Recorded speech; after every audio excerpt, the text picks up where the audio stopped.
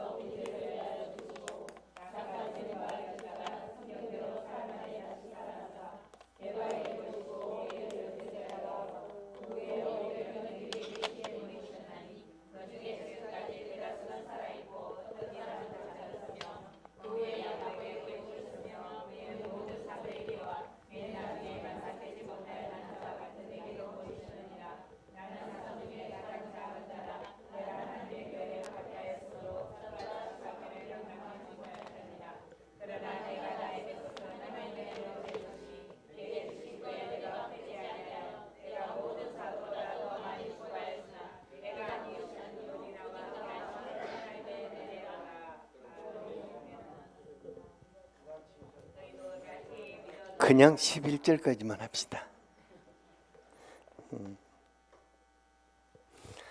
그냥 저는요, 오늘 밤이 정말 특별한 밤이 되기를 간절하게 갈망하면서 준비했어요.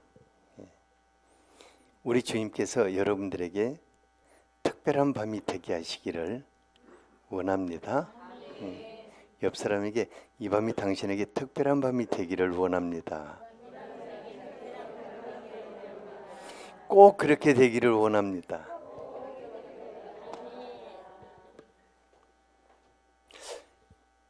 고난주간과 부활주간을 지나오면서 어떻게 말로 표현할 수 없는 감격과 행복감이 밀려오고 또 밀려오고 있어요.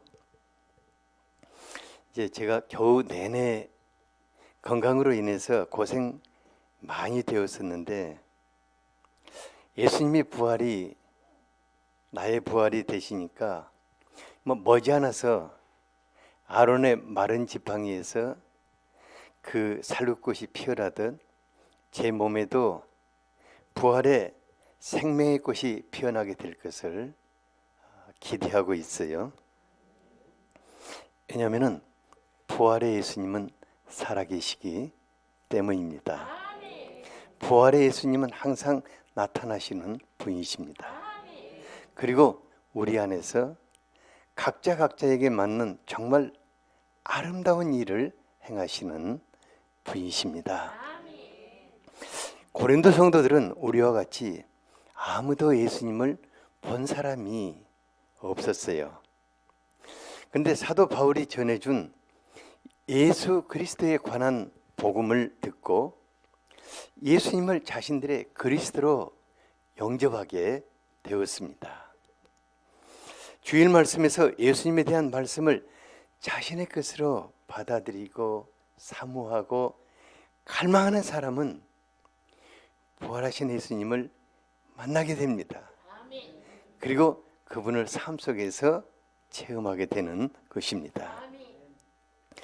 고린도 성도들이 그래했고 또 오늘날 우리가 그렇게 살고 있지 않습니까?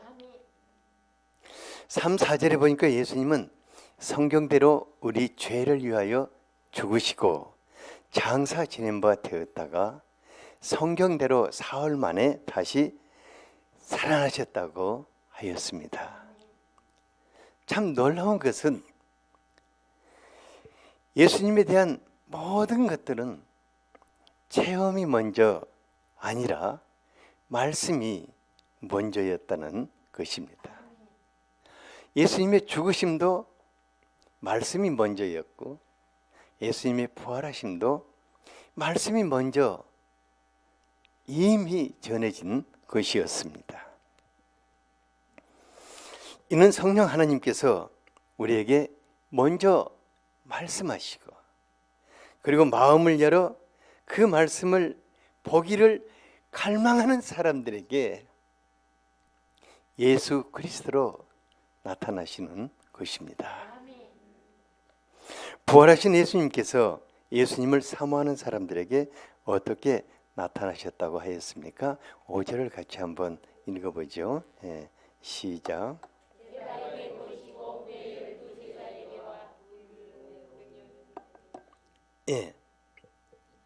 사도 바울은 이제 큰 사도인 베드로에 대한 배려가 큽니다. 실상 예수님이 가장 먼저 부활하신 예수님을 가장 먼저 만난 사람이 누구였죠? 막달라 마리아였잖아요. 그리고 제자들은 다 동일한 시점에 예수님을 만나게 되었습니다. 그럴지라도 바울은 베드로를 존중해서 게바에게 보이신 후에 12 제자에게 보이시고 또 500의 형제들에게 이렇게 보이셨다고 이렇게 차례차례 이렇게 정리를 해주고 있어요. 요한복음 21장에는 부활하신 예수님께서 베드로와 제자들을 만나주시는 아주 극적인 장면을 기록하고 있습니다. 예수님은 물고기를 잡으러 간 제자들을 찾아서 갈릴리 바다로 나오셨는데 근데 밤새 그물을 던지고 또 실패하고 또 던지고 또 실패하고 또 던지고 실패하다가 아침을 맞이하게 됐어요. 근데 예수님 놀랍게 밤새 그들을 바라보시더니 그들이 고기를 많이 잡도록 배우편에 그물을 던지라고 이렇게 많이 잡도록 도와주셨어요. 그리고 밤새 고기 잡다가 지친 제자들을 위해서 해변에 모닥불을 피워놓고 그 위에 떡과 고기를 구워서 그 예수님이 손으로 부활하신 그분이 직접 아침 식사를 마련하셨어요. 그리고 애들아 와서 밥 먹으라 이렇게 하시면서 떡도 떼어주시고 고기도 이렇게 떼어주시면서 먹여주셨어요. 부활하신 예수님은 우리의 삶과 형편에 보관하신 분이 아니십니다.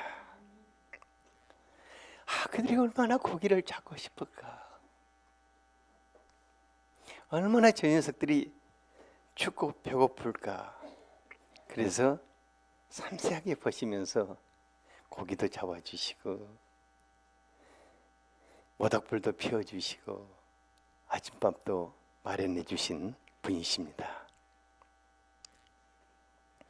그래서 제자들이 예수님이 그렇게 해주신 것을 그렇게 마련해 주신 아침밥을 먹고 나서는 아무도 할 말이 없어졌다고 했어요. 예수님께 아무도 말을 하는 사람이 없었다고 그래요.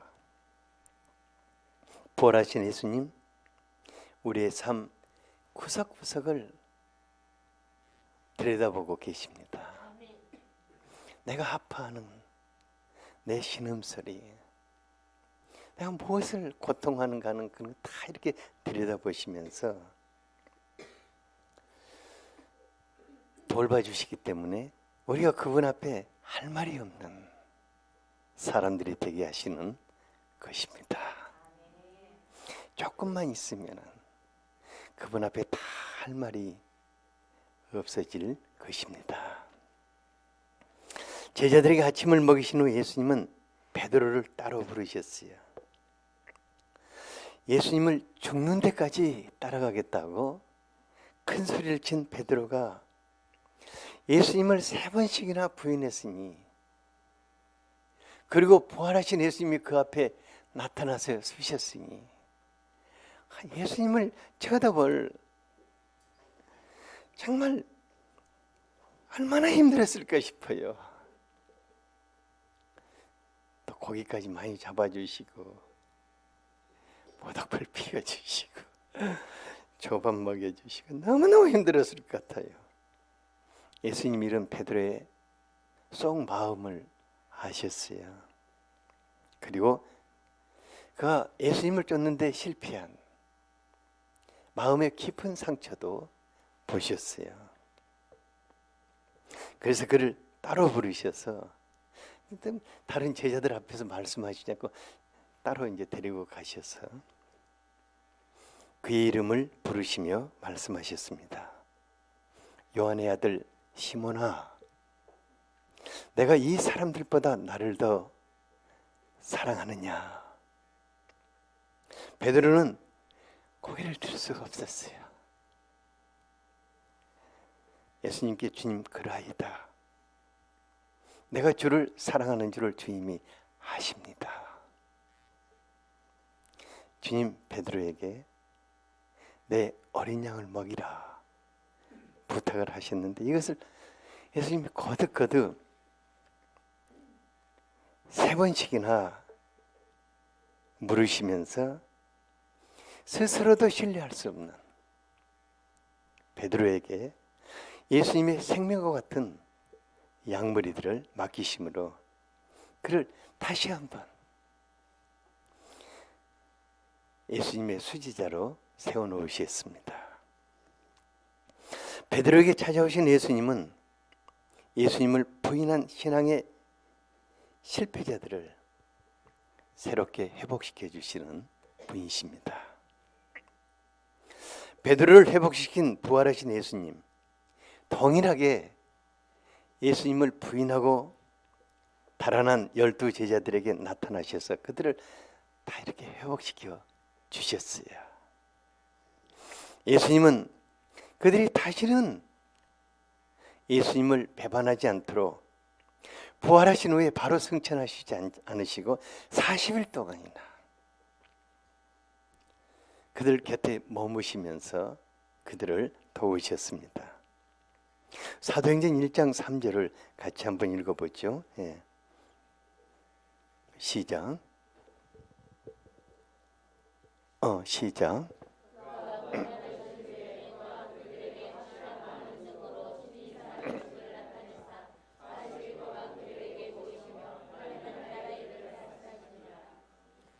부활하신 예수님 40일 동안이나 제자들에게 날마다 나타나시면서 확실한 많은 증거로 예수님이 살아계심을 보여주셨습니다. 부활하신 예수님은 자기가 부르시고 그 키운 제자들 사랑하시되 끝까지 사랑하신 분이십니다. 예수님 날마다 나타나시면서 여러 가지 증거로 예수님이 부활하여 그들 가운데 항상 계신다는 것을 아주 인격적으로 그들이 받아들이기까지 도와주셨어요. 누가복음에 보니까 손과 발을 이렇게 보면 이게 뼈가 있지 않느냐, 너 이렇게 내 뼈 좀 만져봐라 이렇게 하시기도 하시고, 물고기 또 갖다 드리니까 이걸 그들 앞에서 야금야금 뼈째 다 씹어서 드시기도 하시고, 도마 같은 경우에는 이게 모든 제자들에게 나타났을 때 이상하게 도마만 없었어요. 그 녀석이 뭐라고 했냐면, 그 녀석이 아니지. 미안합니다. 내가 그분의 손에 못자국을 보고 내 손가락을 그 못자국 속에서 한번 쑤셔보고 또 내 손을 그분의 그 창자국 거기다 한번 집어 넣어보고 그래야 믿겠다고 했어요. 그러니까 바로 그 말을, 그렇게 생태를 쓰고 있는데 바로 그 말을 부활하신 예수님이 듣고 계셨어요. 그냥 나타나시지만 모습만 안 보이 듣고 이렇게 계셨어요. 그리고 일주일 후에 도마만을 위해서 또 나타나셔서 도마에 손을 이제 끌어다가 손도 이렇게 넣어보게 하시고 옆구리도 넣어보게 하시고, 그리고는 믿음 없는 자가 되지 말고 믿는 자가 되라고 도와주셨어요. 제가요, 이번 부활절을 맞이하면서 저를 향한 주님의 한결같은 사랑을 인해서 참 많은 눈물을 흘리게 되었어요. 이제 이 치료공사 꽤 오래 걸리다 보니까 겨울에 접어들자 건강 상태가 아주 심각할 정도로 흔들렸어요. 그리고 이제 천식을 하니까 매일 밤 잠을 잘 수 없는 거야. 그냥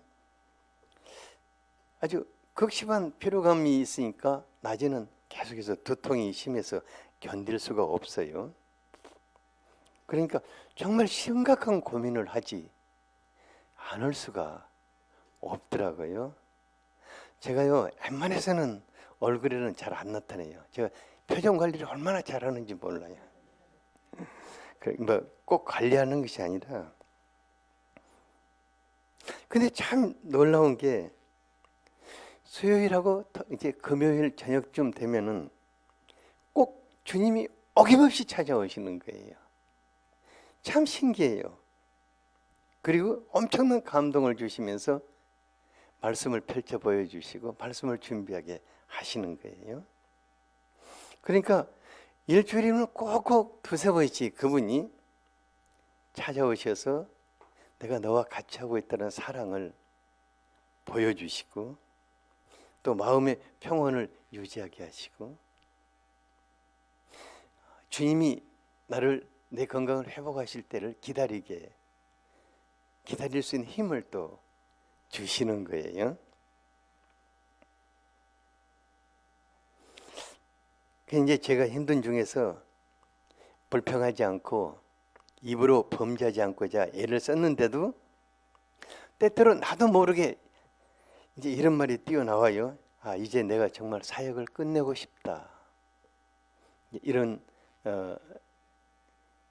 때가 종종 있어요. 근데 꼭 그런 때면은 어떻게 내가 속으로 이렇게 입으로 말하면 내가 또 안 좋으니까 그냥 속으로 이제 그런 말 하고 막 그런 하면은 그냥 중얼거리면 발을 다 들으시는 것 같아요. 근데 꼭 그때 찾아오셔서 위로해 주시니까 또 눈물바다를 흐리면서 또 밤을 지새우게 만드시는 거예요. 부활하신 주님은 항상 우리 곁에 계시면서 우리의 숨소리도 엿듣고 계시고, 마치 어머니가 그 아이의 숨소리를 듣고 있는 것 같이 그러시는 분이십니다. 6절을 같이 한번 읽어볼까요? 시작.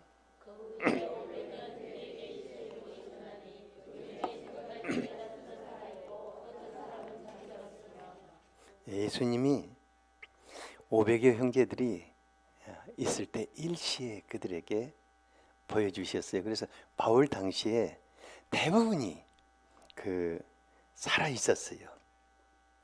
그들을 중심으로 해서 초대교회가 세워졌습니다. 사도행전에 보면은 이들은 극심한 핍박을 받았는데 생명의 위협을 받는 가운데서도 부활하신 예수님이 있었기 때문에 믿음을 지키며 뿔뿔이 흩어졌지만 거기에서 부활의 증인들로 살 수 있게 되었습니다. 부활하신 예수님은 매우 특별한 두 사람에게 나타나셨어요. 하나는 예수님 형제 야고보고 다른 하나는 사도 바울이었습니다. 요한복음 7장 5절에 보니까 그는 예수님이 살아계실 때는 예수님 믿지 않았어요. 왜냐하면 예수님하고 같이 자랐는데 이렇게 다 바뀌지 않아요. 예수님이 뭐 하셨는지 다 아는데 어느 날 갑자기 예수님이 하늘로부터 오는 내가 그리스도라고 하니까 이게 도무지 이걸 받아들일 수가 없는 거예요. 그러면 우리는 뭐냐고. 당신은 그리스도고 우리는 뭔가 이렇게 너무 좀 힘들었던 것 같아요. 그런데 부활하신 예수님께서 특히 야고보에게 그에게 나타나서 개인적으로 만나주신 거예요. 그러니까 비로소 이제 형님 예수님이 자신의 그리스도가 되신 거예요. 그러니까 야고보가 늦었지만은 누구보다도 예수님을 잘 아는 사람이었기 때문에 베드로와 함께 초대교회에 가장 큰 영향력을 끼치는 지도자가 되었습니다. 바울이 부활하신 예수님을 만난 것은 매우 극적인 사건이었어요. 그는 예수님의 부활을 증거하는 성도들을 이들은 천하에 살려둘 수 없는 사기꾼들이라고 생각했어요. 그리고 진멸하고자 앞장을 섰는데 성도들을 체포하기 위해서 어디로 갔었죠? 어디로 갔었죠? 내가 지금 안전해 주니까 모르거든요. 다메섹으로 갔어요. 어디로 갔죠? 다메섹으로 갔다니까. 어디로 갔어요? 이렇게 가르쳐 줘야 알아요. 다메섹으로 막 말을 달려가는데 각 태양보다 더 밝은 강렬한 빛으로 바울에게 부활하신 그리스도께서 임하셨어요. 너무 놀라가지고 말에서 굴러 떨어졌는데 그에게 주님의 음성이 들려왔어요. 사울아, 사울아, 내가 어찌하여 나를 핍박하느냐. 너무 놀래가지고 당신이 누구시냐고 물어보니까 너는 내가 핍박하는 예수다고 대답을 하셨어요. 그러니까 부활하신 예수님을 만난 사울은 바로 그 자리에서 인생에 아주 극적인 변화가 일어난 거예요. 핍박자에서 일평생 부활의 예수님을 증거하는 증인의 삶을 살게 되었습니다. 그가 8절에서 10절에 자기 자신을 고백하고 있어요. 같이 한번 읽어볼까요? 네. 시작.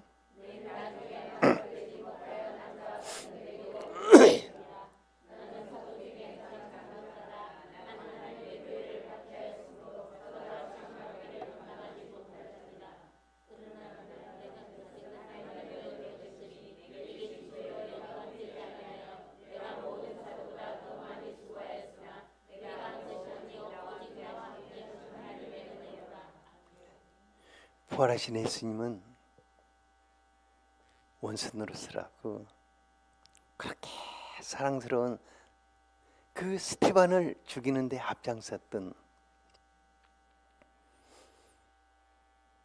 그런 사울 그에게도 나타나셨어요. 그리고 그를 부활의 증인으로 삼으셨어요. 부활하신 예수님은 구원 역사를 완성하신 후에도 가만히 계시지를 않으셨습니다. 많은 사람들에게 직접 찾아가서 나타나시고 만나주시며 회복시켜 주시고 또 부활의 증인들로 세워 나가셨습니다. 오늘날도 부활하신 예수님은 많은 사람들에게 나타나시는 살아계신 주님이십니다. 어떤 분은 예수님이 자기에게 한 번만 나타나 주시면은 내가 진짜로 믿겠다고 하지만은 예수님은 한 번만 나타나 주시는 분이 아니라 항상 나타내 주시는 분이십니다. 부활하신 예수님이 오늘 저에게 여러분들을 만나 주실 것입니다. 지금 여러분들이 지금 말씀하고 계시잖아요. 그분이 여러분들 만나 주실 겁니다. 그래서 특별한 밤이 될 것이라고 한 것입니다. 부활하신 예수님 40일 동안 제자들과 함께 하시며 자기를 보이시고 부활의 믿음을 심으신 후에 승천하셨어요. 그리고 하나님의 보좌 우편에 앉으셨습니다. 그리고 그분이 대신하여서 우리에게 누구를 보내셨습니까? 요한복음 14장 16, 17절을 같이 한번 읽어보겠습니다. 시작.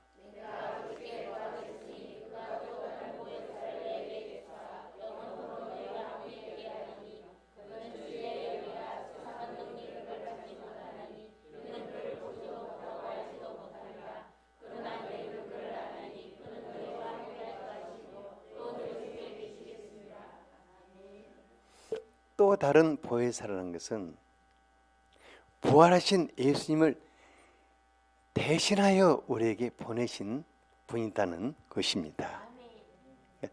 부활하신 예수님은 우리 안에 보혜사 성령님으로 계십니다. 그래서 요한복음 14장 18절에 내가 너희를 고와 같이 버려두지 아니하고 너희에게 오리라. 그러니까 부활하신 예수님이 성령님으로 너에게 오리라고 하셨습니다. 보혜사 성령님은 애들을 돌보는 어머니와 같이 예수님을 대신하여 우리에게 오셨고 항상 나타나시는 분이십니다. 성령님은 우리와 함께 계시면서 부활하신 예수님을 우리와 함께 증거하기를 기뻐하시는 분이십니다. 그래서 사도행전 1장 8절에 보니까 오직 성령이 너희에게 임하시면 너희가 권능을 받고 예루살렘과 온 유대와 사마리아와 땅끝까지 이르러 내 증인이 되리라고 하셨습니다. 제자들에게 성령님께서 임재하시는 오순절은 그들의 인생을 부활의 증인으로 바꿔놔버린 매우 특별한 날이었습니다. 그런 날이 또 여러분들에게 다시 한번 올 수 있기를 원합니다. 제자들은 부활하신 예수님을 만났지만은 오순절이 오기까지는 스스로 그들이 무엇을 해야 할지 알지 못했습니다. 부활하신 예수님 40일 동안 하나님 나라의 이 일들을 말씀해 주었지만은 그들의 생각과 가치관은 전혀 바뀌지 않았어요.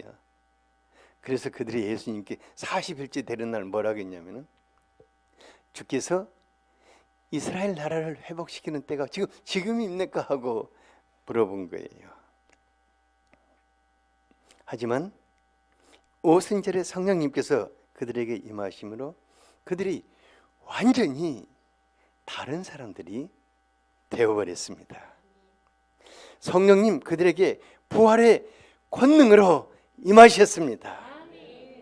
그리고 예수님께서 행하셨던 모든 일들을 그들을 통해서 또다시 시작해서 땅끝까지 이르러 부활의 증인들로 살게 하신 것입니다. 부활하신 예수님은 지금 우리에게 성령으로 나타나시기를 원하십니다.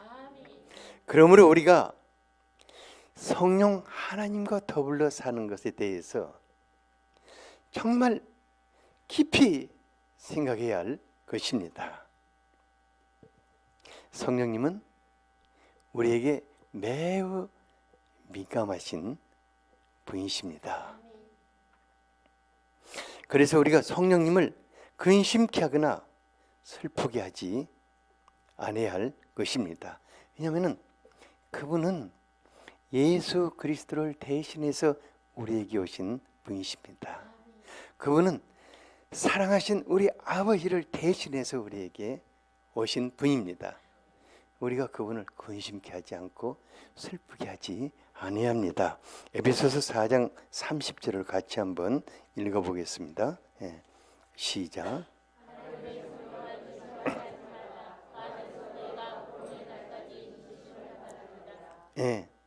우리가 예수님이 이 땅에 다시 재림하신 그날까지 성령 하나님이 우리를 붙들고 계시는 것입니다.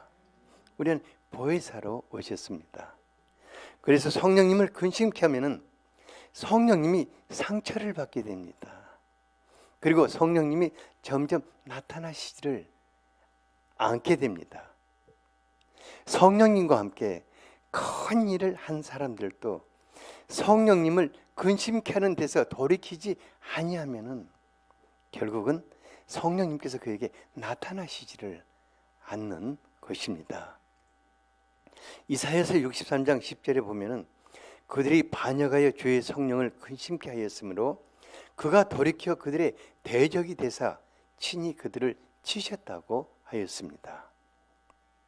삼손은 성령님과 함께 큰 일을 행했던 사사였습니다. 그런데 들릴라에게 빠져서 성령님을 근심케 함으로 성령님께서 그에게 등을 돌리셨습니다. 그래서 사사로서의 힘과 영광을 잃어버리게 되었습니다.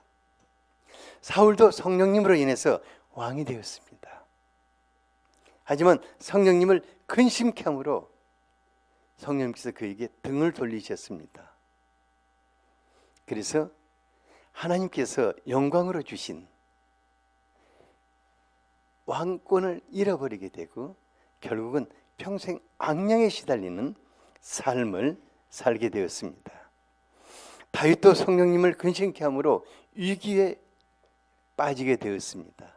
그런데 그는 굉장히 민감하게 나를 주 앞에서 쫓아내지 마시며 주의 성령을 내게 거두지 말아달라고 부르짖어 통회를 하였습니다. 제가 이제 지난 겨울 동안 내 건강과 씨름하면서 내 안에 계시는 보혜사 성령님을 근심케 하고 슬프게 하는 말과 행동을 할 때가 많이 있었어요. 제가요 수시로 제 몸에 기력이 한 공기도 안 남는 것 같은 그런 것을 느낄 때가 있고 아주 진짜로 무력감에 빠져들 때가 많이 있었어요. 진짜로 저기서 내려올 기력이 없을 때가 있었어요. 제가 늘 그랬어요. 성령님, 당신이 분명하게 내 안에 생명과 부활의 권능으로 계시는데 도대체 내 몸은 당신에게 무슨 의미가 있는가 물었어요. 종종. 그리고 내가 지금까지 성령님 당신으로 살고자 했는데 도대체 내가 내 신음소리는 당신에게 어떤 의미가 있습니까 하고 때로는 불평도 하고 때로는 원망스러운 말들도 하고 정말 조금 남은 기력을 엉뚱한 곳에 다 쏟았어요. 그러니까 제 안에 그분에 대한 제가 그분을 신뢰하고 그분을 갈망하고 그분을 기대할수록 그분에 대한 섭섭함에 대한 골이 남게 되는 거예요. 근데 주님께서 지난달부터 저에게 아주 심각하게 책망을 하시는 거예요. 성령님을 근심케 하고 슬프게 하는 나의 죄와 허물을 정말 깨닫게 하시고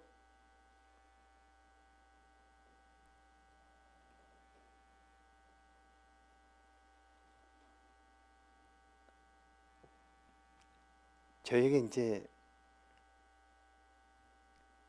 정말 그분이 누구신가를 다시 한번 알기를 원하셔요. 그래서 밤마다 다윗과 같이 울먹거리면서 나의 성령님과 더 깊은 관계 속으로 들어가고자 성령님께 사과도 하고 용서도 빌고 당신에게 섭섭한 마음을 가졌던 것을 정말 내가 미안하다 또 용서를 빌리게 되고 그랬어요. 그리고는 이제는 옛날하고는 좀 다른 관계성 속에서 살아야겠다. 내가 그분의 파트너가 아니라 성령 하나님이 나의 생각이 되시고 내 마음이 되시고 나의 행동과 삶이 되시도록 눈물로 간구하는 시간들을 갖기 시작하게 되었어요. 그리고 다시는 제가 당신을 근심하게 하거나 슬프게 하지 않고 오직 당신으로 살겠다고 많은 시간을 그분과 보내면서 그분과 나와의 관계를 이렇게 좁혀나가는 시간을 갖게 되었습니다. 제가 사랑하는 여러분들에게 정말 간곡하게 부탁하고 싶은 것이 한 가지 있습니다. 어떤 경우에도 우리 안에 하늘 아버지를 대신해서 오신 보혜사 성령님을 근심하지 않기를 바랍니다. 정말 제발 우리 안에 그리스도를 대신해서 오신 보혜사 성령님을 슬프시게 하지 않아야 할 것입니다. 그분은 아버지를 대신해서 마치 어머니와 같이 우리를 돌보기 위해서 오신 보혜사십니다.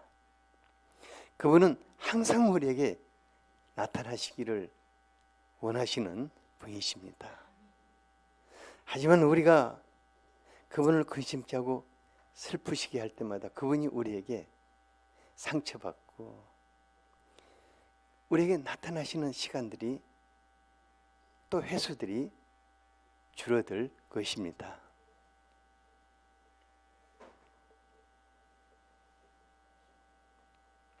성령님께서 부활의 권능으로 우리에게 나타나셔서 놀라운 일들을 행하는 것을 여러분들이 눈으로 보게 될 것입니다.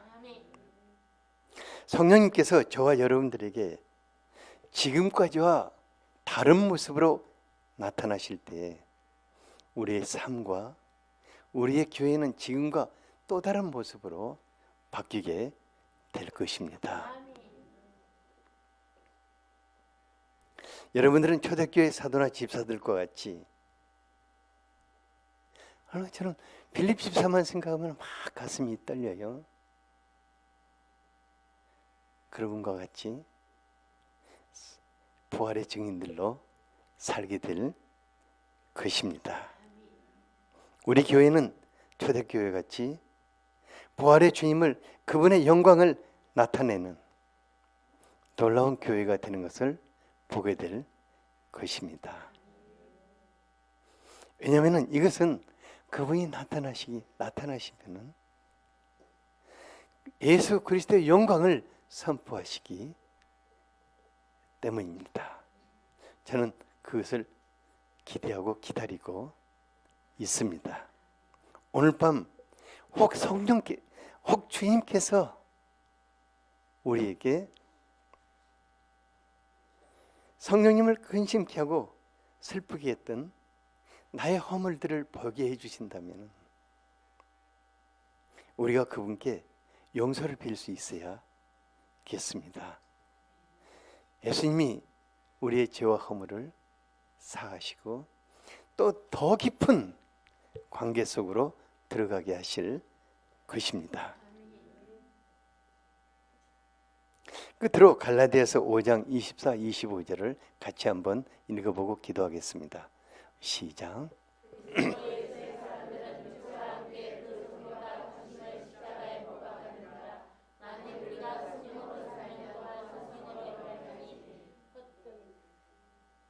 이 말씀이 저와 여러분들의 삶이 되기를 바랍니다. 날마다 성령으로 살고 성령으로 행하는, 그래서 우리의 삶 구석구석에서 부활하신 예수 그리스도의 영광이 나타나는, 우리들의 삶이 달라지는 놀라운 일들이 일어나게 될 것을 축복합니다. 기도하겠습니다. 아버지 하나님, 오늘 이 밤에 우리들에게